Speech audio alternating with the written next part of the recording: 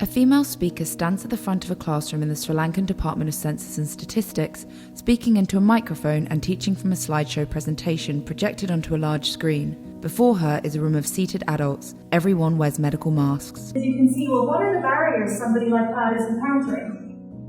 And how do we start to address those barriers? Text on screen reads, in June 2022, WFP, Trinity College Dublin and the Department of Census and Statistics organised a training workshop for 35 DCS officers. Text on screen continues, on the Washington Group questions for collecting data to disaggregate the national census by disability. In the same classroom, a different male speaker named Murali Padmanabhan stands at a desk and addresses the room. He is the WFP advisor on disability inclusion. We are not looking at disability as a kind of medical condition. I have a impairment doesn't mean that I cannot do anything.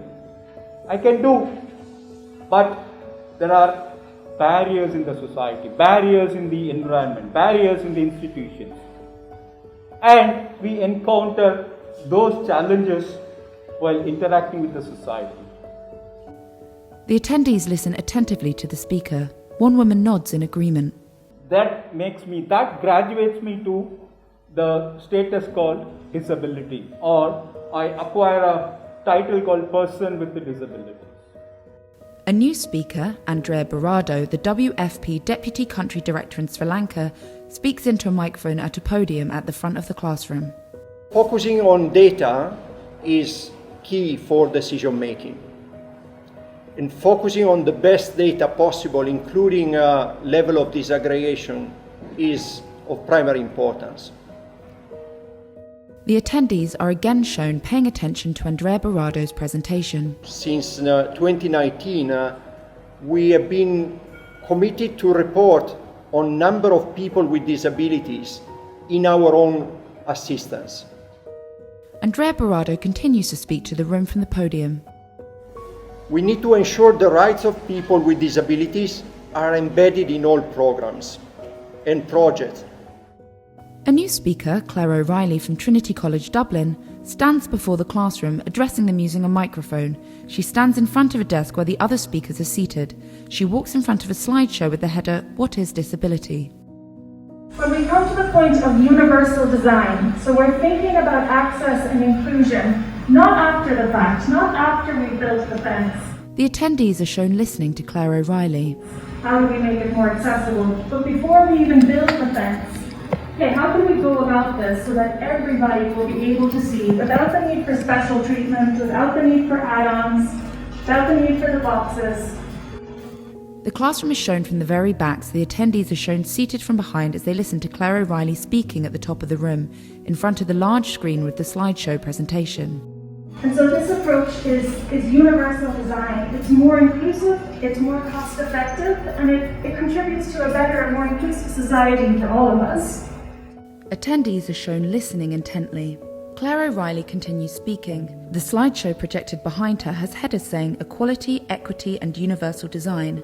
The slideshow moves on to a slide titled Objectives of the UNCRPD and the SDGs and Implications for Data.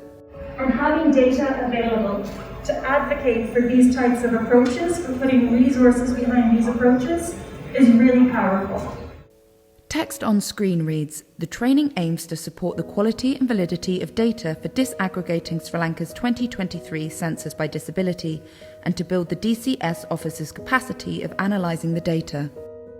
Janith Rukmal, the co-founder of Software Engineer and Disability Rights Advocate, speaks straight to the camera. A training like this will open the eyes of the authorities as to how the meaningful inclusion can be done with meaningful data sets. So on the one hand, it's a way that persons with disabilities are meaningfully counted in the population, and on the other, the department also has the responsibility to make that data accessible for persons with disabilities in equal manner.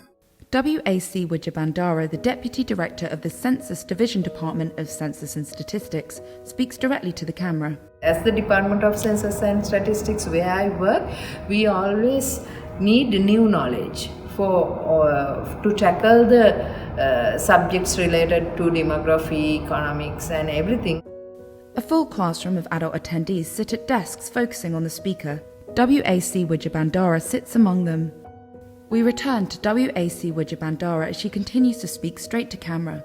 I was able to participate. There are a number of related training programs, including this disability and also before small area estimation and dietary analysis and many more.